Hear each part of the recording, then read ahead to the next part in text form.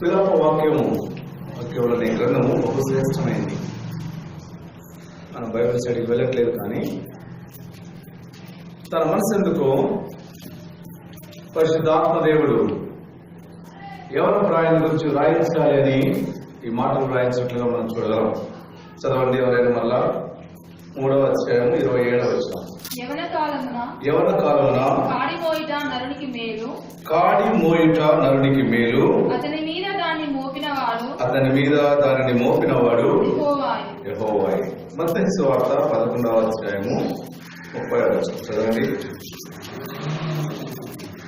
మత్తయి రాసిన సువార్త 11వ అధ్యాయము. నా కాడి సులువుగాను నా భారము తేలికగాను. ఫిలిప్పీయులకు రాసిన పత్రిక 4వ అధ్యాయం 13వ వచనం.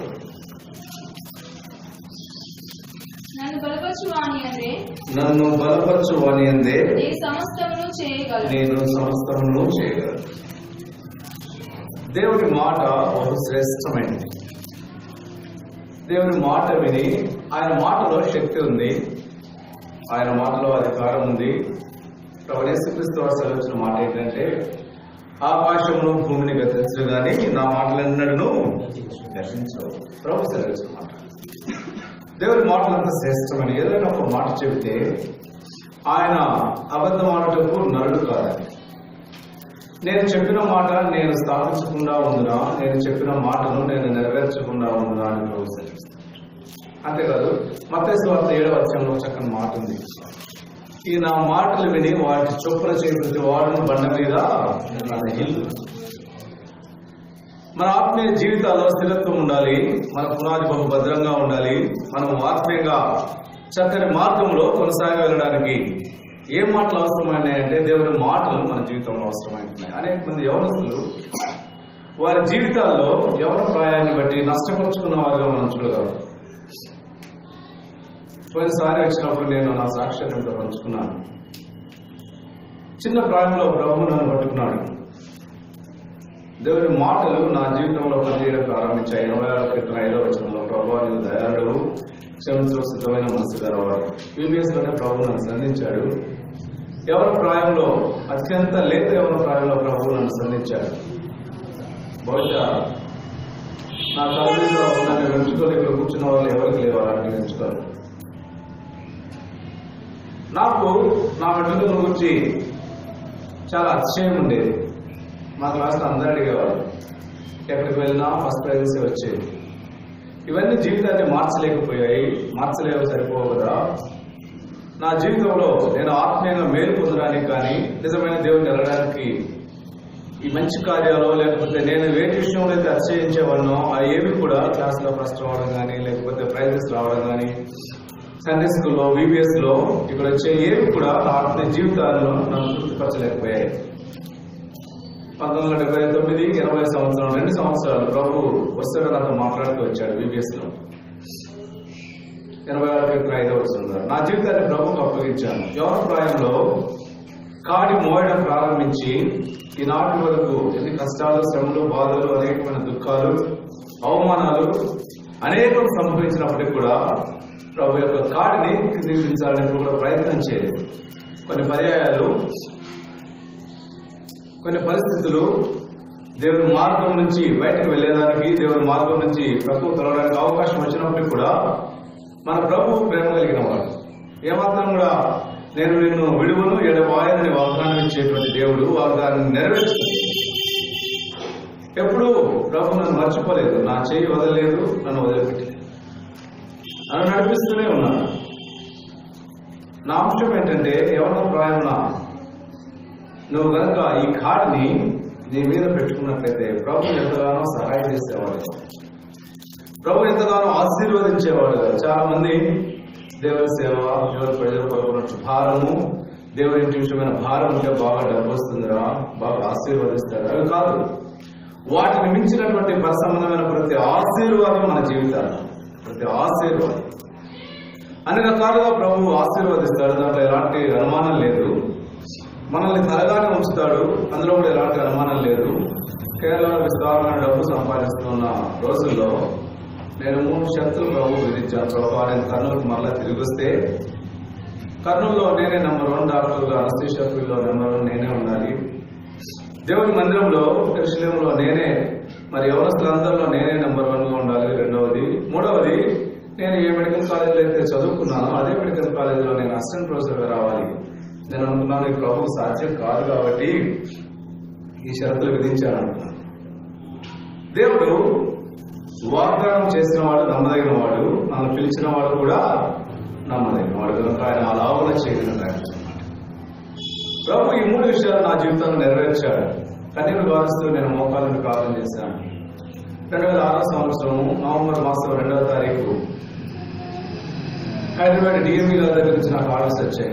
డాక్టర్ జి శాంతిరాజ్ ఎవరి anaesthesia appointed as assistant professor of the department of anaesthesiology and critical care sir, please join immediately. అది ఒకటి అసాధ్యం అనుకున్నాను. కారణం ఏంటంటే అప్పట్లో మరి గవర్నమెంట్ ఉద్యోగాలు లేవు. యవన కాలంలో దేవుడి కాడి మోయడం ద్వారా ప్రభు తన నమ్మకత్వాన్ని, తన విశ్వాసతను మన జీవితాల్లో ప్రతి కోణంలోనూ ఆయన రుజువు చేసేవాడు. ప్రతి విషయంలో కూడా ప్రభు తన నమ్మకత్వాన్ని, తన చిత్త ప్రకారము, దేవుడి సంకల్పం ప్రకారం మనం ఏది అడిగినా కూడా దాన్ని నెరవేర్చే దేవుడుగా ఉంటాడు మన దేవుడు. అంశము యవన కాలమున కాడి మోయట నరునికి మేలు. ఏ కాడి? సాధారణంగా కాడి గురించి తలస్తూనే ఒక అనుమానం వస్తుంది. కాడి అంటే భుజం మీద పెట్టుకునేది లేకపోతే మెడ మీద పెట్టుకునేది కాబట్టి భారంగా ఉంటుందేమో అని తెలియదేమో చాలా మందికి ఒక అనుమానం. కాడి అనేది భారం కాదు. కాడి అనేది ఉన్న భారాన్ని సులువు చేసేది కాడి. ఉదాహరణకు ఒక 100 కేజీలు లేకపోతే ఒక 200 కేజీలు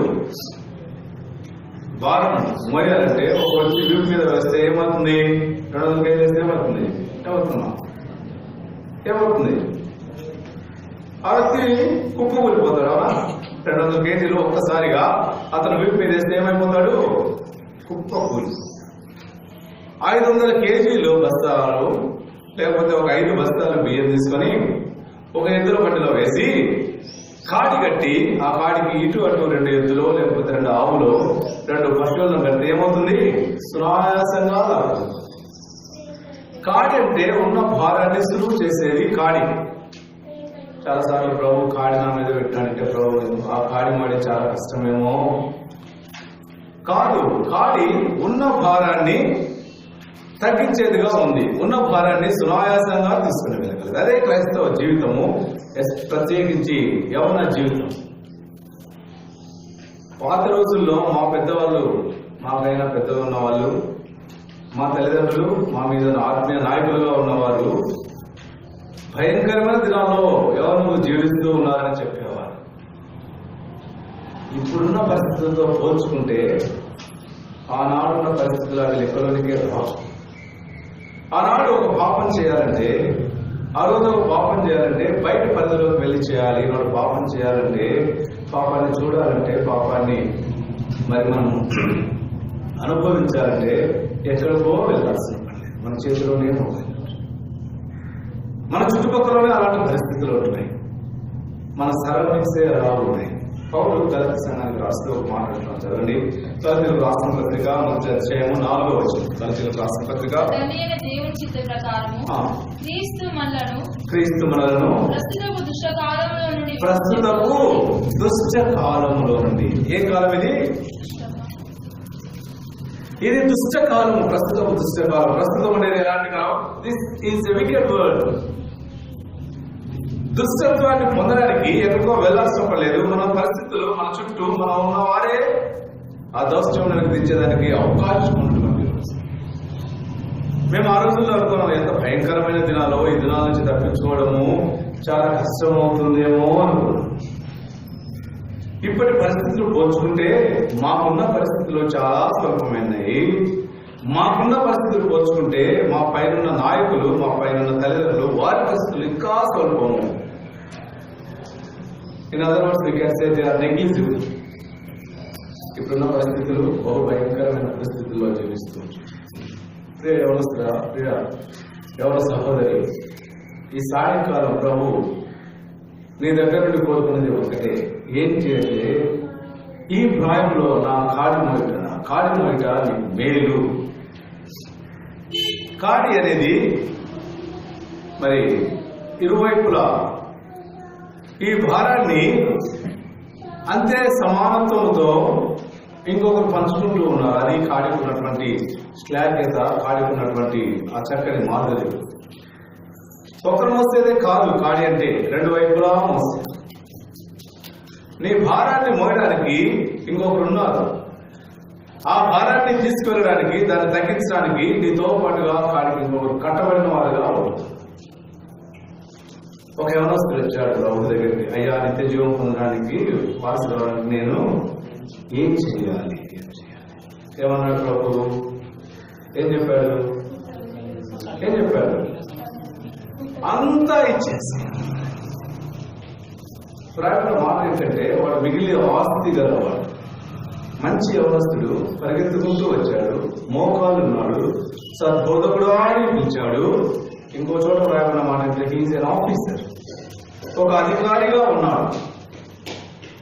ఆ స్థానం నుంచి తగ్గించుకొని ఆయన గుర్తించాడు సద్బోధకుడా అని. ఇన్ని విషయాలు చేసిన ఈ వ్యక్తి ఎప్పుడైతే ప్రభు ఏదైతే అవసరం ఉందో, ఏదైతే అవసరం ఉందో ఆ కార్యాన్ని చేయమన్నప్పుడు చిన్నపుచ్చుకొని వెళ్ళిపోయాడు. ఆ కాడికి రావడానికి ఏమాత్రం కూడా ఇష్టపడకుండా మెడవంచని ఒక యవనస్తుడిగా వెళ్ళిపోయాడు. ఆ తర్వాత అతను రాయబడలేదు. బహుశా మనం చూడలేమేమో కూడా. నా అంశం ఏంటంటే, ప్రభు సమయం ఇచ్చేది, ప్రభు అవకాశం ఇచ్చినప్పుడు. ఇద్దరు తల్లిదండ్రులు విశ్వాసలే. పోయిన వారము, ఈరోజు ఆదివారం కదా, పోయిన వారంలో శుక్రవారము, శనివారం నేను ఒక పెళ్లికి అటెండ్ కావాలి. శుక్రవారం చాలా తొందరగా మీద ఉన్నాను. మా సొంత సహోదరుని కుమార్తె వివాహము. శుక్రవారం చాలా బిజీగా ఉన్నాను. తల్లిదండ్రులు ఇరువురు విశ్వాసలే, కన్నీటితో వచ్చారు, ఏడ్చుకుంటూ వచ్చారు. దయచేసి ఎక్కడికి వెళ్ళదు శాంతి, ఎక్కడికి వెళ్ళదు, ఏమో చెప్పండి. ఇమ్మిలా ఉన్నాడు, ఏమైంది? రావుతున్నాడు, గుట్కాకు బానిసైనాడు, హైదరాబాద్ నుంచి డ్రగ్స్ తెచ్చుకున్నాడు, అడిక్ట్ అయిపోయాడు, చెప్పలేని భయంకరమైన దుస్థితిలో జీవిస్తూ ఉన్నాడు. అంతేకాదు బానిస అయిపోయాడు. దేనికంటే ఎంతమంది అమ్మాయిలు అతని జీవితంలో ఉన్నారు, ఎక్కడెక్కడో. నేను ఈ మాట చెప్తున్నాను, దయచేసి క్షమించండి.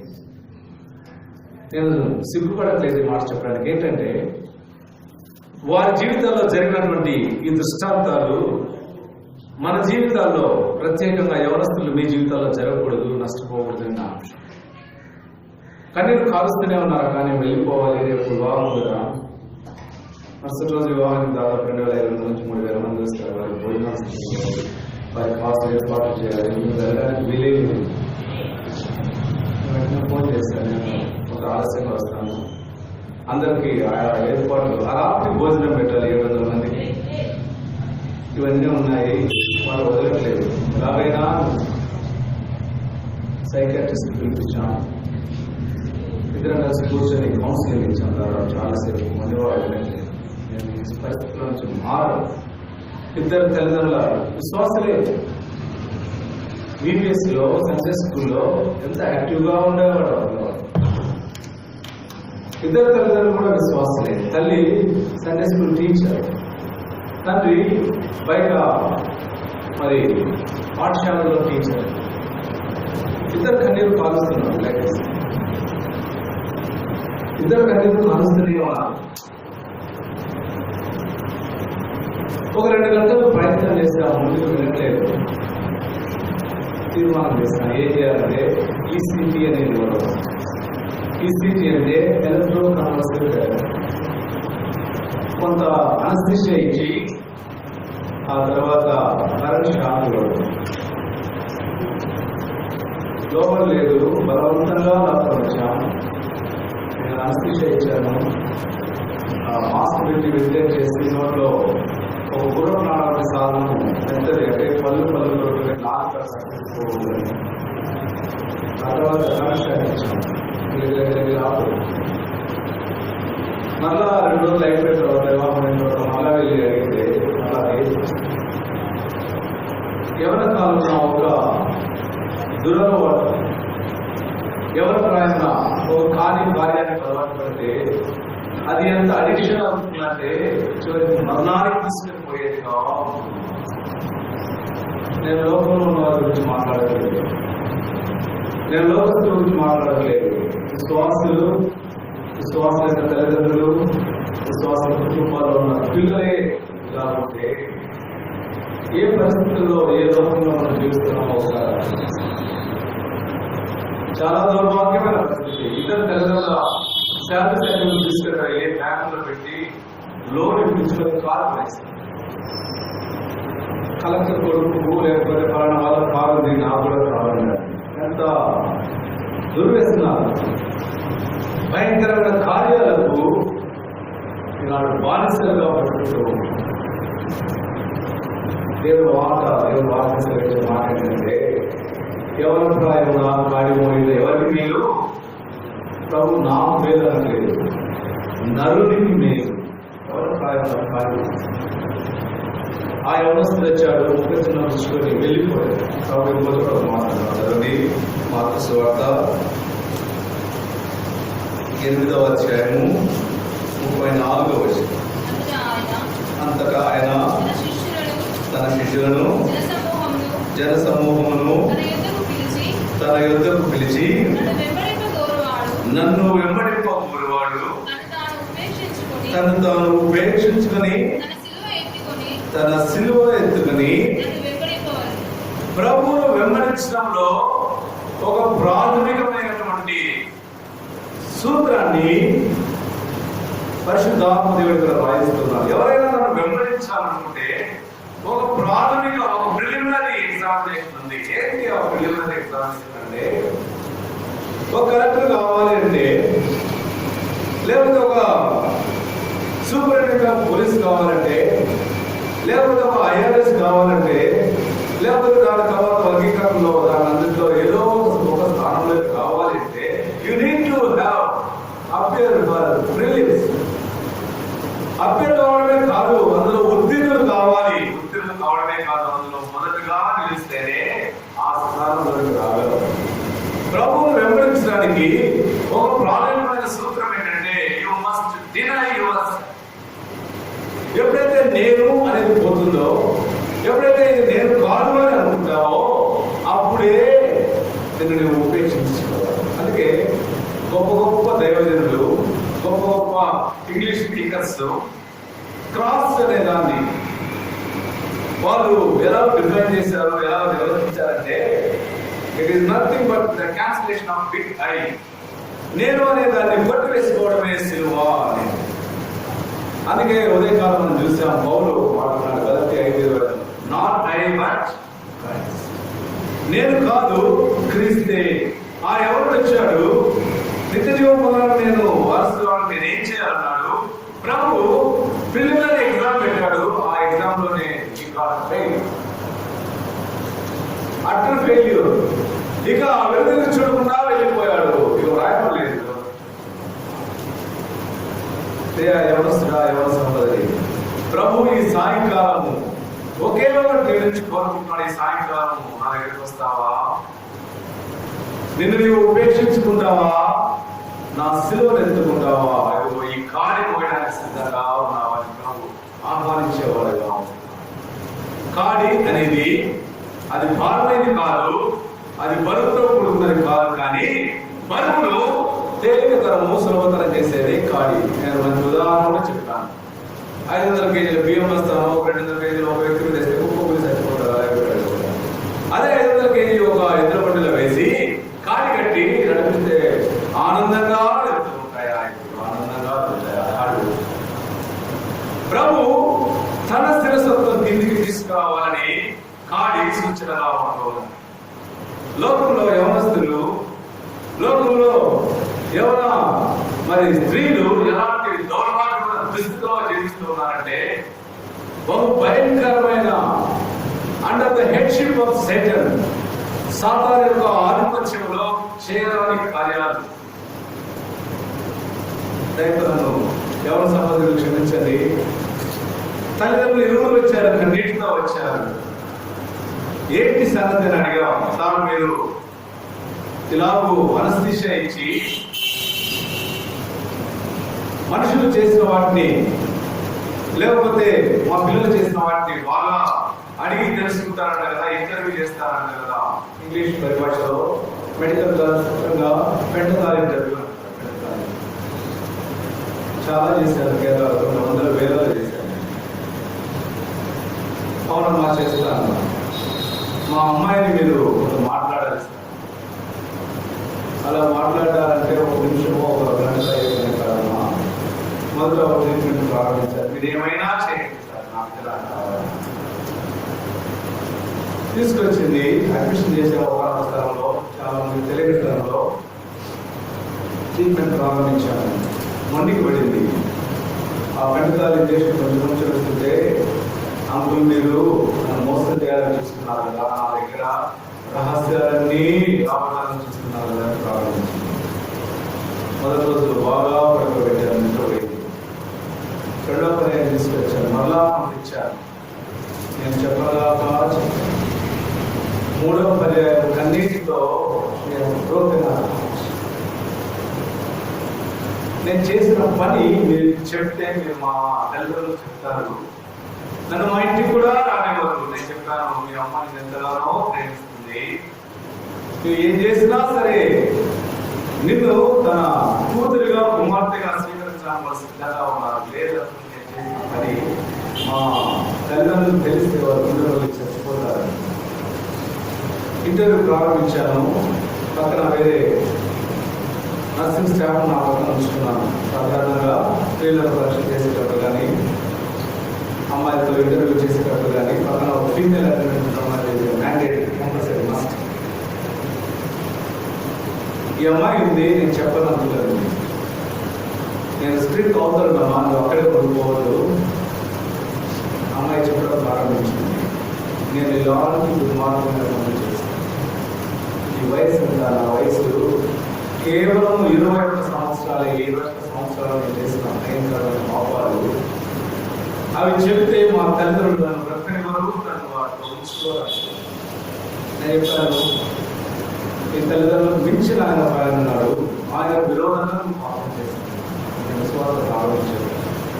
సాధారణంగా తల్లిదండ్రులు సీరియస్. అందుకే నేను పేరు చెప్పలేదు, ఎక్కడని చెప్పలేదు, ఎవరని చెప్పలేదు. నా అంశం ఏంటంటే ఈనాడు ఎలాంటి దుష్ట లోకంలో మనం జీవిస్తున్నామంటే నేను ఒకరికి తెలియకుండా ఇంకొకరిని మెయింటైన్ చేశాను. దౌర్భాగ్యమైన దుస్థితులకు వెళ్ళాను. నన్ను మత్తుమందులకు బానిసగా చేశారు. మా తల్లిదండ్రులకు తెలిస్తే చచ్చిపోతారు. మా అమ్మ చేతిలో దొరికేది ఒక రోజు తీసుకొని నోట్లో వేసేసుకొని పారిపోయారు. మా అమ్మ అడుగుతున్నది ఏమని ఏమని. మా అమ్మ ఇంకోటి అనుకోండి,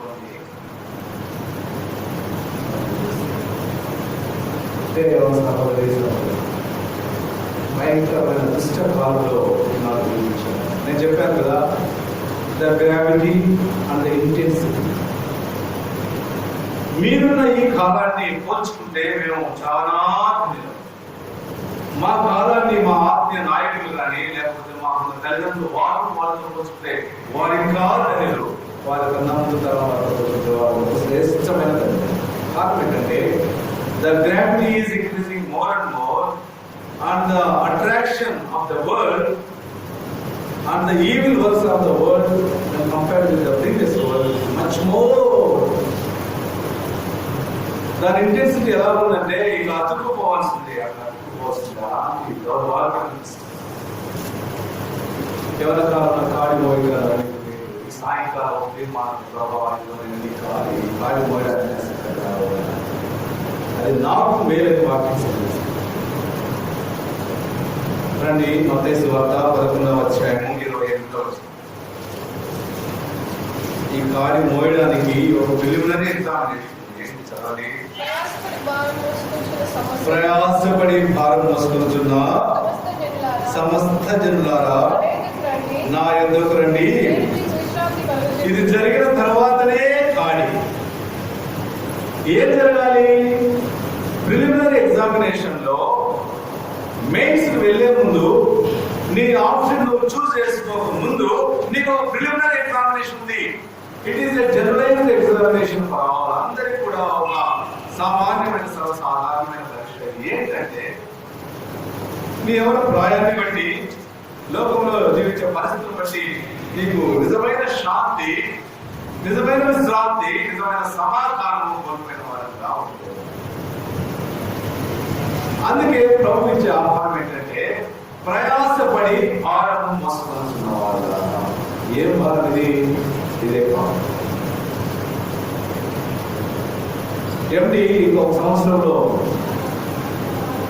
ఇక్కడ మీ దగ్గర అన్న చెప్తూ వచ్చిన దేవ సేవకుడు ఆయన రాజు గారి నాకు ఒక శిష్యుడుగా ఉన్నాను. ఆయనతోనే సమకాలికుడుగా ఏమిటి అసిస్టె చేస్తున్నాడు. ఎంత సేవటి రూమ్లో నుంచి రావట్లేదు, సేవటి రూమ్లో నుంచి రావట్లేదు. గంట అయింది, 2 గంటలు అయింది, 3 గంటలు అయింది, డ్యూటీకి వెళ్ళలేదు, హాస్పిటల్కి వెళ్ళలేదు, బ్రేక్ఫాస్ట్ రాలేదు, లంచ్ టైం కూడా అవుతుంది. అనుమానం వచ్చి తనకు బ్రద్దలు కొట్టి మొదలుకుంటే చేతికి సిరంజ్ వేసుకొని అనస్థీషియా డ్రగ్స్ వేసుకొని చనిపోయారు. సూసైడ్. ఏంటి కారణం అంటే భారం, ఒత్తిడి, నిరాశ, నిస్పృహలు ఒత్తిడికి గురి చేస్తున్నాయి.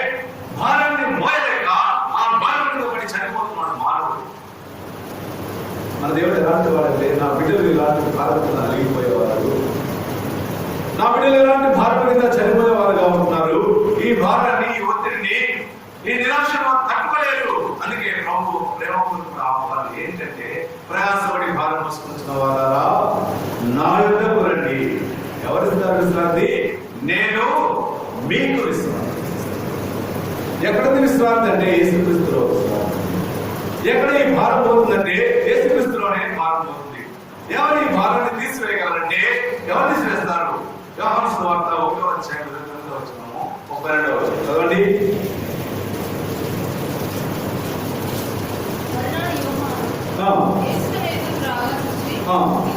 ఇదిగో లోక పాపమును మోసుకొని పోవు the Lamb of God that taketh away the sin of the whole world. లోక పాపమును మోసుకొని పోవు దేవుని గొర్రెపిల్ల. ఎప్పుడు చేశాడు నాకు ఈ కార్యక్రమం? నా పేరు తెలుసా ప్రభువుకు? నేను ఎవరో తెలుసా? నేను సిసిసిలో ఉన్నానని కూడా ప్రభువుకు తెలుసా అంటే నీవెక్కడున్నావో తెలుసు, తల్లి గర్భంలో రూపించమునివే తెలుసు, నీ అవయవ నిర్మాణాలు మరి సంవత్సరం చేయబడకపోతే నీ కాన్ఫిగరేషన్ ఏంటో తెలుసు. ఇలా మొబైల్ తీసుకుంటానే నేను చూసుకుంటాను కాన్ఫిగరేషన్ ఏముంది, ఎన్ని ర్యామ్ ఉంది, ఎంత జీబీ ఉన్నాయి, నీ జీబీ ఎంతో తెలుసు, నీ ర్యామ్ ఎంతో తెలుసు, నీ ఏమంటుంది పైన నించులేదు. నీ నిర్మాణ సంవత్సరాలంతా కూడా ఎరిగినప్పుడు ఎందుకు ప్రభావాలంటే నీకు ఇంత ప్రేమ, ఎందుకు నేనంటే ఇంత నీకు మక్కువ అంటే యెషయా ఒక చక్కని మాట ఉంది 43వ అధ్యాయం 4వ వచనం. ఎందుకు ప్రభు ఇంతగా ప్రయాసపడి భారం వస్తున్న వాళ్ళ నాయకుడు ఇంత ప్రేమగా ఆలోచిస్తున్నాడు? నీవు నా దృష్టికి ప్రియుడమైనందున కరుణమైంది. ఇంగ్లీష్ లో బహు చక్కగా ఉంది. ఇంగ్లీష్ లో చదువుతారా? Since thou wast precious in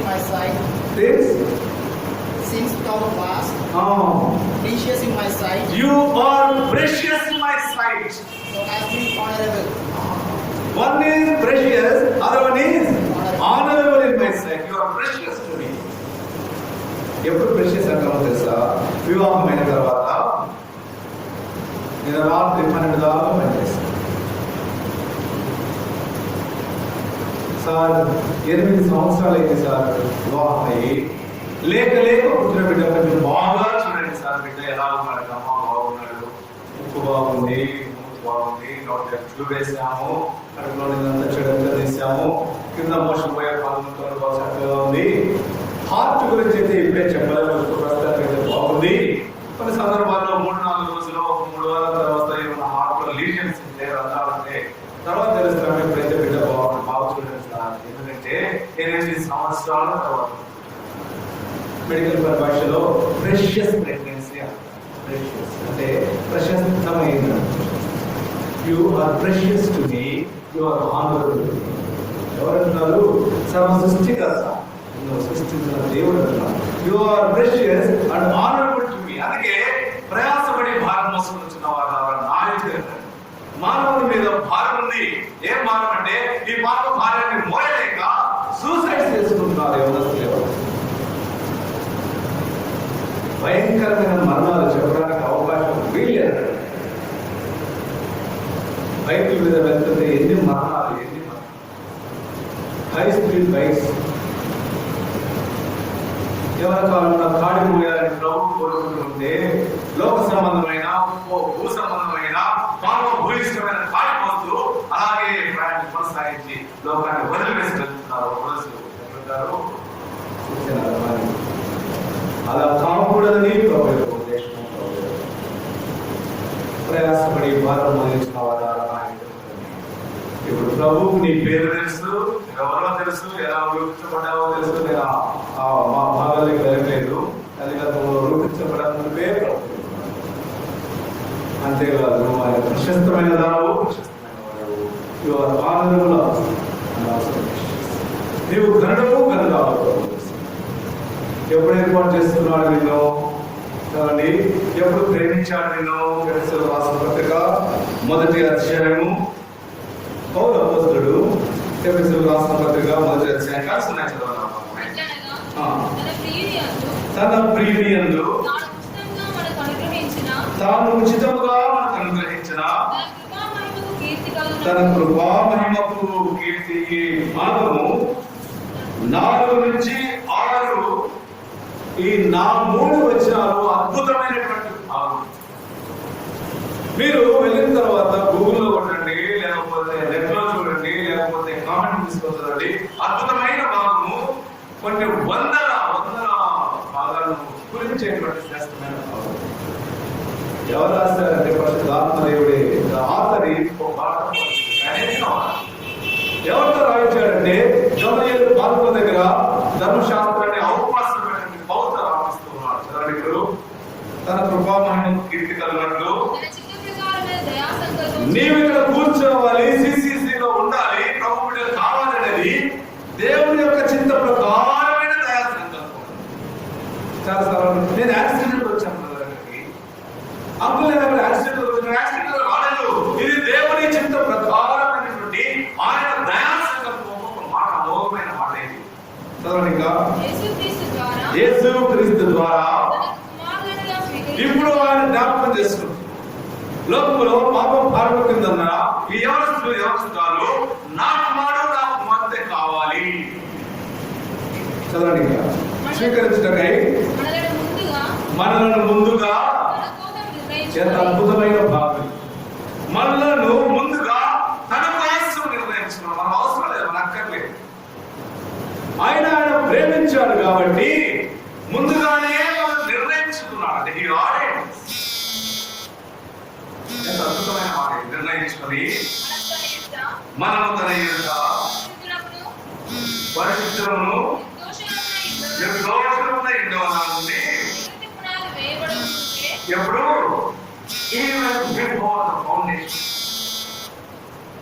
జగత్తు పునాది వేయబడక మునిపే నిన్ను వచ్చిన ఆలోచన, నిన్ను వచ్చిన దయా సంకల్పము, నిన్ను వచ్చిన చింతాన్ని ప్రభు బయలుపరిచిన వాడు. అద్భుతమైన మాట. ప్రభు నా గురించి నీకు ఇంత నన్ను గురించి నీకు ఇంత చింత ఉందా? నన్ను గురించి నీకు ఇంత భారం ఉందా? నేనెవరో నువ్వు ఎరిగిన వాడవా? అవును, నేను ఎరిగిన వాడు. ఎప్పుడు జగత్తు పునాది వేయబడుతుంది. ఇవన్నీ బాగు చేశారు. కానీ నన్ను ఈ కార్యాలలోకి నడిపించడానికి, ఇలా చేయడానికి నేనేం చేశావు ప్రభు అని సమాధానం చదవండి. చదవండి. ప్రేమ చేత ఇది ప్రేమ చేత.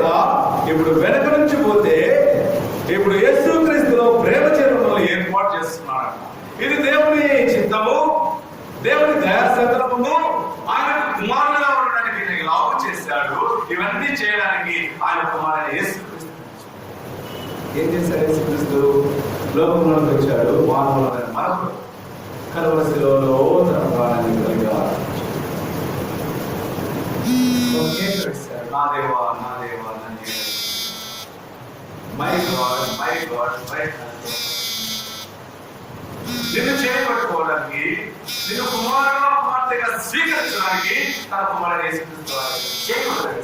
కారణం ఏంటంటే పాప భారం బహు మానవుడు మోయలేడు. మానవుడు దాని మీద నలిగిపోతున్నాడే కానీ మానవుడు దాన్ని మోయలేడు, దాన్ని సహించలేడు. దాన్ని మోసి తనకు చుట్టుకునే శక్తి మానవుడు లేదు. కాబట్టి ఏమైపోయాడంటే ప్రభు దగ్గరికి రావడానికి భయపడుతుంది. ఏదైనా కాకుంటూ ఉన్నారు. ప్రతి నిత్యం మాట్లాడేవాడు, సంభాషించేవాడు, ప్రభుత్వ తిరిగేవాడు ఇప్పుడు పాపాన్ని బట్టి రాలేకపోతున్నాడు. ముఖాన్ని తాను దాచుకుంటున్నాడు. ప్రేమ కలిగిన దేవుడు ఎలాంటి ప్రేమ కలిగిన వాడంటే, అందుకు దేవుడు ఆదామా అని ఆడమ్ మానవుడు దేవుడిని వెతకలేదు, మానవుడు దేవుడి కోసం పరితపించలేదు, మానవుడు దేవుడికి ప్రేమ గుర్తించలేదు. కానీ ప్రేమ కలిగిన దేవుడే మానవుడు గుర్తించాడు. ఆడమ్ ఆదామా నీవెక్కడ? దేవుడు మానవుడు వదిలేదు. వీడు పాపం చేశాడే, నేను ఇన్నిచ్చానే, చేయవలసిన కార్యాలు చేశాడే, పాపం చేశాడే, అవిధేయత చూపించాడే, మరణానికి మరణ శిక్ష కింద లోపడ్డాడే, నేను వదిలివేస్తాను. వదిలివే. మన దేవుడి ప్రేమ బహు శ్రేష్టమైనటువంటి ప్రేమ, అది ఎంతో అద్భుతమైనటువంటి ప్రేమ. ఉదయకాలం చెప్పారు కదా, ఇది అనిర్వచనీయమైన, అచంచలమైనటువంటి, అపారమైనటువంటి, అమోఘమైనటువంటి ఆనందమైనటువంటి ఆ ప్రేమను నిర్వచించడానికి మాటలు చాలా. కారణం ఏంటంటే ఎవరు కూడా చేయనటువంటి సిలువ కార్యాన్ని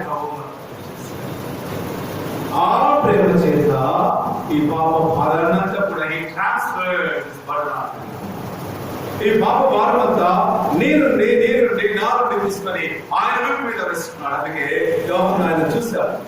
చూసినప్పుడు ఆయన మీద లోపం భారం కనబడుతుంది. ఏం భారం అంటే ఇదిగో లోప పాపం వస్తున్నట్టు ఇప్పుడు విజువలైజ్ ఆ దృశ్యాన్ని వాపసు యోహాను చూడగలుగుతున్నాడు. అందుకే 2వ అధ్యాయం 32వ వచనంలో ఇదిగో లోప పాపం వస్తున్నట్టు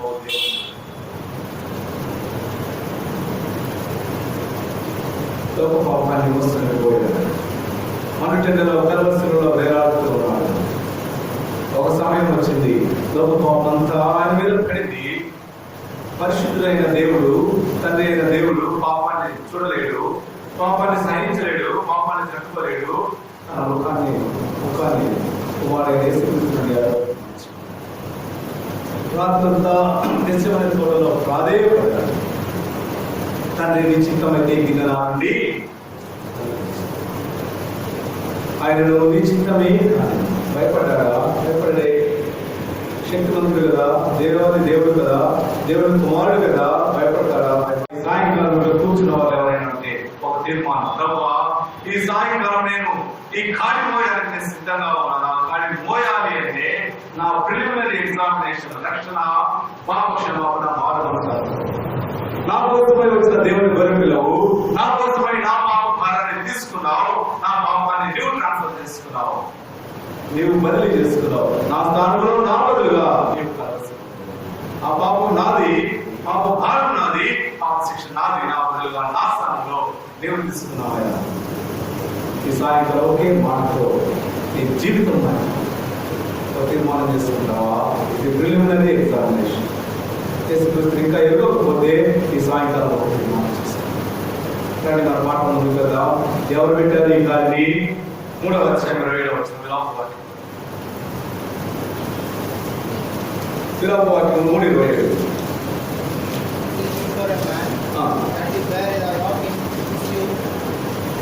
దాన్ని మోపిన వాడు ఈ కాడి ఎవరు మోపారంటే దేవుడే ఈ కాడిని మోపుతున్నాడు. ఎంత భారంగా ఉంటుందో, ఎంత కష్టంగా ఉంటుందో. అందుకే యేసు ప్రభువు వారు మాట్లాడుతున్నారు. వార్తలండి 11వ అధ్యాయం 30వ వచనం. ఏలైనగా నా కాడి సులువుగాను నా భారము తేలికగాను ఉంటుంది. నా కాడి ఎంత సులువుగా ఉంటుందంటే నీవనుకున్నట్టుగా అది కష్టతరమైనది కాదు, నీవనుకున్నట్టుగా అది భారంగా ఉండేది కాదు, అది చాలా తేలికగా ఉంటుంది, చాలా సులువుగా యేసు ప్రభువులకు వచ్చిన తర్వాత ఈ కాడి మోయడం అనేది చాలా సులభం. కారణం ఏంటంటే ప్రతి విషయంలో మోకాళ్ళ మీద జీవితంలో ప్రార్థనతో వాక్యంతో ప్రారంభిస్తే ఈ కాడి ఎంత సులువుగా ఉంటుందో, ఎంత తేలిగ్గా ఉంటుందో. ఇంతేనా ఈ కాడి? ప్రభానిలోనికి రాకుండా ఎరగకముందు నేను అంటున్నాను, ఈ సమస్య చాలా జటిలమైంది. ఈ సమస్యకు పరిష్కారం ఉందా? ముద్రాయ గారు కర్నూలు వచ్చారు, ఆయన లేరు, ప్రభుత్వం వెళ్ళిపోయాడు. ట్రాన్స్లేషన్ చేయమన్నారు, నాకు సరిగా రాదు అన్నాడు నా దేవుడి సేవకుడు దేవసాయి గారు చెప్పాను. నేను చేయలేను, ఆయన నన్ను నువ్వే చేయాలి.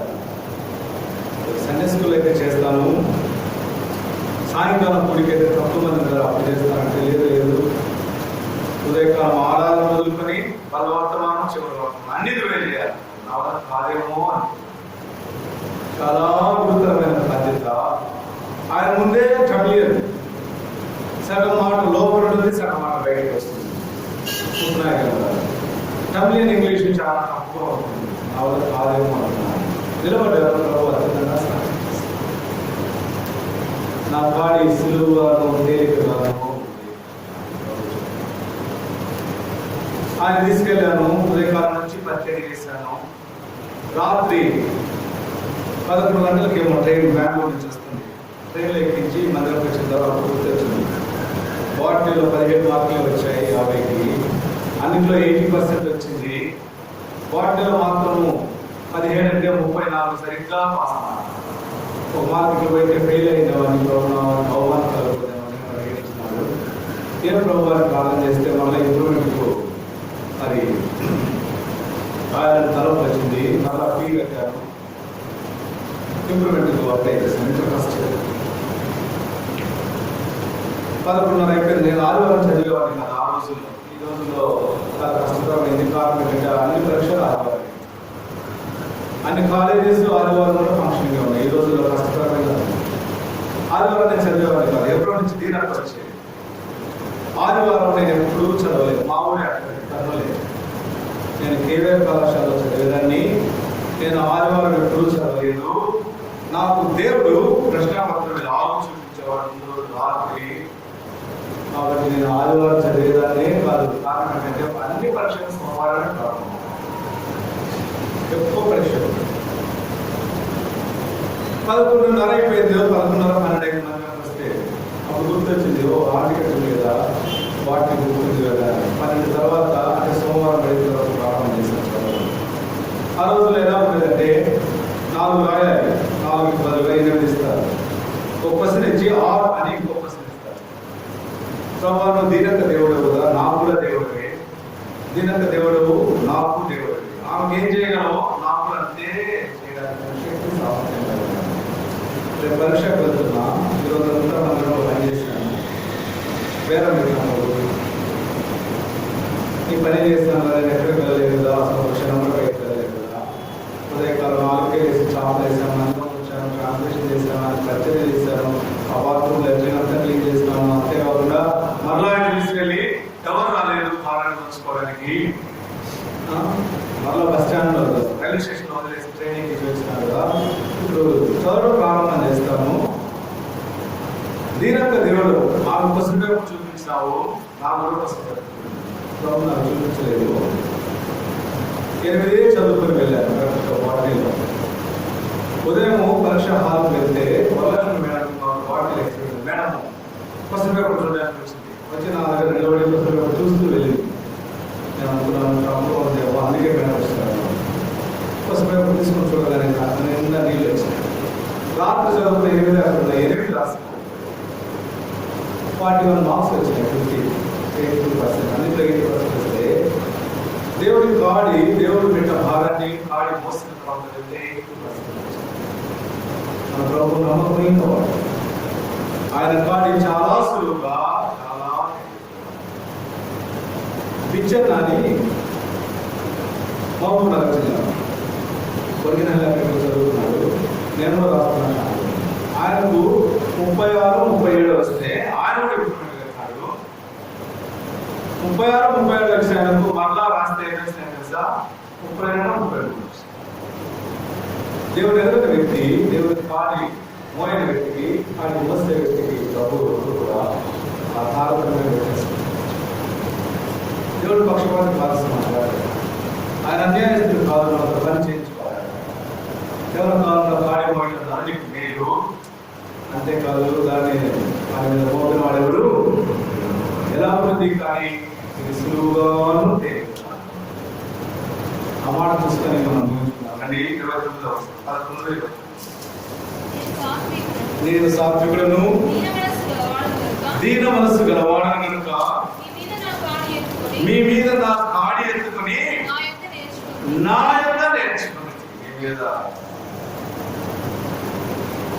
నేను సాత్వికుడను దీన మనస్సు గలవాడు.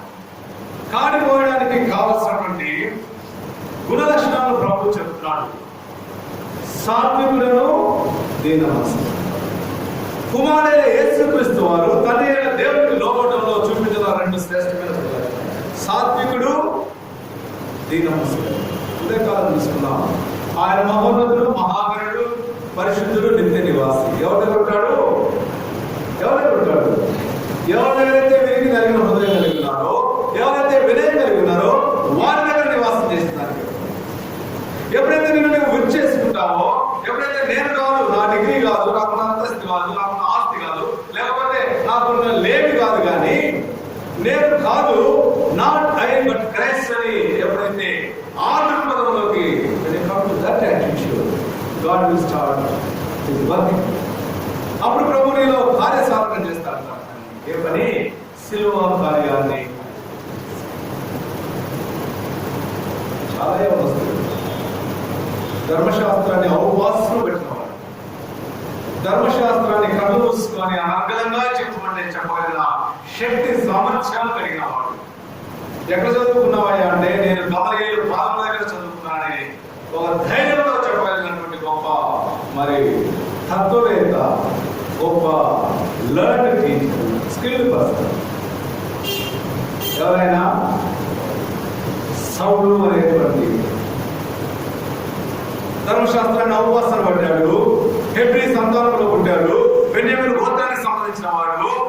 అంతేకాకుండా గమనియేలు పాలకుల దగ్గర సమస్తమైనటువంటి ప్రావీణ్యత సంపాదించిన వాడు. ఆయన పేరు సౌలు. ఎవరైనా చదవండి, 7వ అధ్యాయము అపోస్తల కార్యము 7వ అధ్యాయం. అపోస్తల కార్యములు 7వ అధ్యాయం 58వ వచనం. పట్టణపు వెలుపలికి అతనిని వెళ్ళగొట్టి రాళ్ళురిమి చంపిరి. సాక్షులు సౌలు అను ఒక ఎవరిని బాధలు లేదా తమ వస్త్రములు పెట్టిరి. ఎవరి సౌలు? ఒక యవనుడు.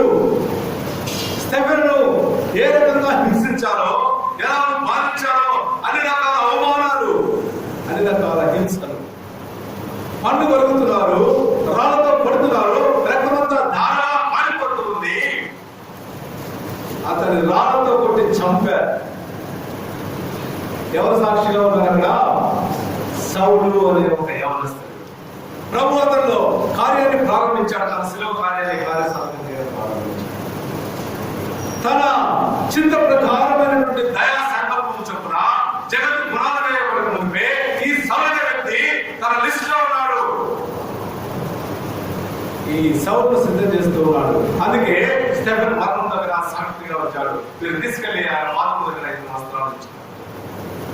ఒక కార్యం, అద్భుతమైన కార్యం జరుగుతుంది. చదవండి అక్కడ 60వ వచనం. అతడు మోకాళ్ళుని ప్రభువా 59 కూడా చదవండి. 59 యేసు ప్రభువా నా ఆత్మను చేర్చుకొనుమని స్టెఫెను పలుకుచుండగా వారు అతని రాళ్లతో కొట్టిన. ఎవరు చూస్తున్నారు ఇవన్నీ కూడా? సౌలు అనే ఒక యవనస్తుడు అక్కడ సాక్షిగా ఉంటున్నాడు. అయ్యో ఈ రాళ్లతో కొడుతుంటే, ఇలాంటి దుర్మార్గం మాటలు ఇలా పళ్ళు పెరుగుతుంటే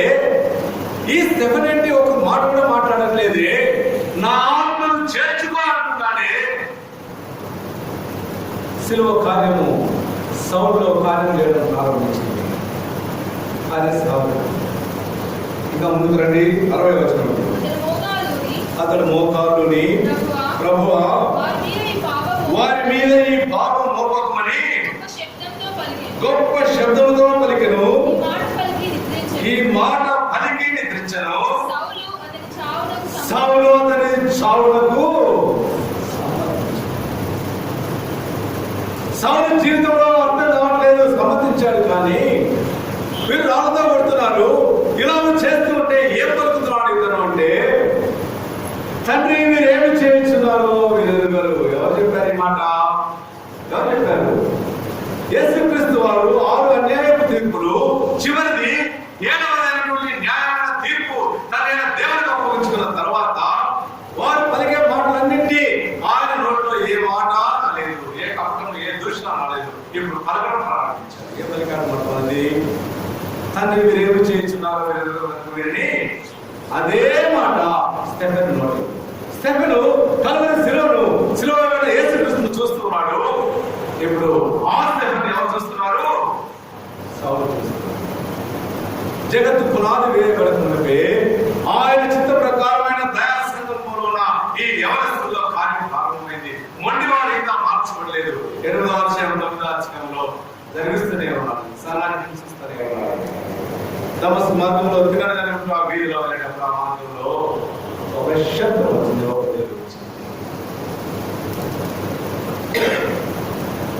వెంటనే లోపడ్డాడు. ఎవరితను? ఒక యవనస్తుడు. యవన కాలంలో ఈ కాడిని తన మెడ మీద ఉంచుకున్నటువంటి సౌలు పౌలుగా మార్చబడ్డాడు. భౌతిక సంబంధమైన, భూ సంబంధమైన అనేకమైన ఆధిక్యతలు ఉన్నాయి ఈ వ్యక్తికి. మనం వాక్యంలో వెళితే మన కనుక ఉన్నటువంటి వచన భాగాలు చదువుకుంటే సౌలు గురించి పౌలుగా మార్చబడే ముందు అతనికి ఎన్ని ఆధిక్యతలు ఉన్నాయో అనే చెబుతూ వచ్చాడు. ఒకవేళ మీరు శరీరాన్ని ఆస్పదం చేసుకుంటే నేను మరి ఎక్కువ ఆస్పదం చేసుకుంటాను. పరిచయంలో వచ్చిన తర్వాత మీరు అప్పస్తులు అనుకుంటే నేను కూడా అప్పస్తులుడిని. మీరు ఒకవేళ శాస్త్ర ప్రావీణ్యం ఉందంటే అంతకు మించిన ప్రావీణ్యం ఉంది. మీకు ధర్మశాస్త్రం గురించి తెలిస్తే అంతకు మించిన లాభం ఎక్కువ చదివాను. ఎన్నో లోక సంబంధమైన కారణాలు. వెలుగు వచ్చింది, శబ్దం వచ్చింది, లోపడ్డాడు, విధేయుడయ్యాడు. ఆ తర్వాత వెలుదిరిగి చూడని నాగటి మీద చేతి ఉంచాడు.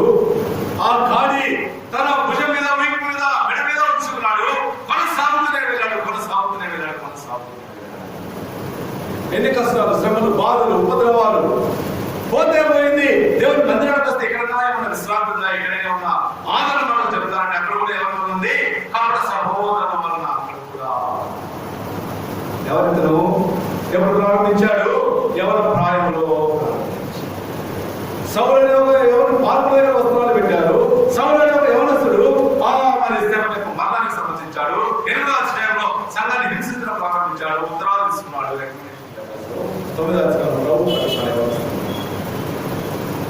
లూకాసు వార్త 9వ అధ్యాయం 52వ వచనం. లూకాసు వార్త 9:52.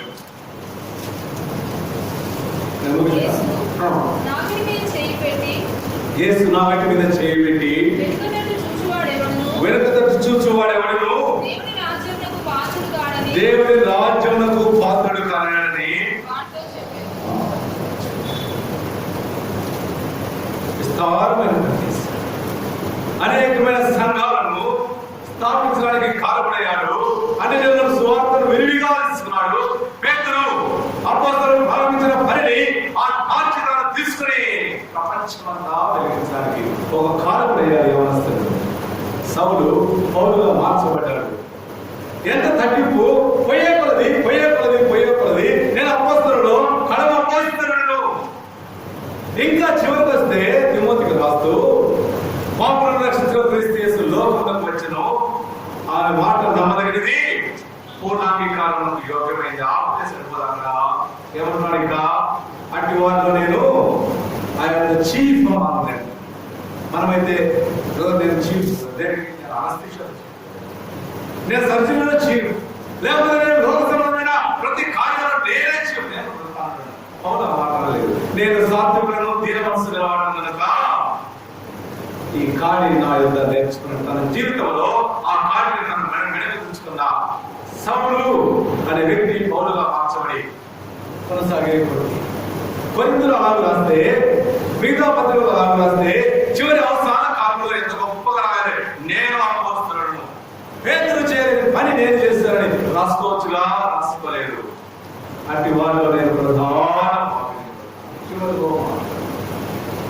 యేసుక్రీస్తు వారి యొక్క సాత్విక, యేసుక్రీస్తు వారి యొక్క దీనత్వాన్ని తెలుసుకున్నారు. ప్రయాసపడి వారు మోసుకొచ్చిన వారు నాయకులండి. సౌలు వచ్చాడు, ఆ వారాన్ని తీసివేసుకున్నాడు, దర్శనం పొందాడు. ఎలాంటి దర్శనం అంటే ఇప్పుడు అగ్రిపరాజు దగ్గర అద్భుతమైన ప్రసంగం, మర్చిపోలేటువంటి ప్రసంగం. అగ్రిపరాజు నాడు నేను ఇంత త్వరగా క్రైస్తవం చేయాలనుకుంటున్నాను. అప్పుడు మాట్లాడుతున్నాడు, అగ్రిపరాజా, ఆకాశం నుండి కలిగిన దర్శనం నేను అవిధేయుడు, ఏ దర్శనం అయితే ఇవ్వబడిందో, ఏ స్థానంలో ప్రభు నన్ను ఉంచాడో దానికి నేను అవిధేయుడు కాను. ఆత్మీయ జీవితం మారిపోయింది, తన జీవితం మారిపోయింది, పరిచయం కొనసాగించాడు, నాటి మీద చేయి వేసి ఇక వెళ్ళిన ముందుకే ముందుకే ముందుకే వెళ్ళిపోయాడు. ఎన్ని కష్టాలు, శ్రమలు, అవమానాలు గంపలో పెట్టి తెచ్చబడ్డాడు. నదుల్లో, సముద్రాల్లో అనేకమైన ఆపదలు, ఆహారం లేకుండా ఉపవాసం ఉండి అనేకమైన ప్రయాసాలు. దేవుని పరిచయంలో ఎన్ని కష్టాలు కావాలో అన్ని కష్టాలు ఒక పౌరు జీవితంలో చూడగలుగుతున్నాను. బహుశా అన్ని కష్టాలు అనుభవించిన దైవజనులు ఎవరు ఉన్నారంటే అది అపోస్తలుడైన పౌలు మాత్రమే. చూడండి, అవసాన కాలంలో చేసింది ఒక మాట రాసి తన విహారమై వెళ్ళిపోయారు. తిమోతికి రాసిన 2వ పత్రిక 4వ అధ్యాయము 5వ వచనం నుండి చదవండి. అయితే ఇప్పుడు తిమోతికి రాసి, నా కుమారుడైన తిమోతి, నీవు ఎవరి నుండి పారిపో, నీలో దేవుడు దేని ఉంచాడో దాన్ని ప్రతిఫలించు. పెద్దల హస్తనిక్షేపణ సమయంలో ఏముందో దాన్ని గుర్తించు. తాను పొందాడు, ఇతర యవనస్తులు తాను మరి అలా పొందడానికి రాస్తూ, అన్ని విషయంలో నువ్వు విధముగా ఉండుము, శ్రమపడుము, సువార్తికుని పనిచేయము, నీ పరిచర్యను సంపూర్ణముగా జరిగించు. వదిలివేయవద్దు.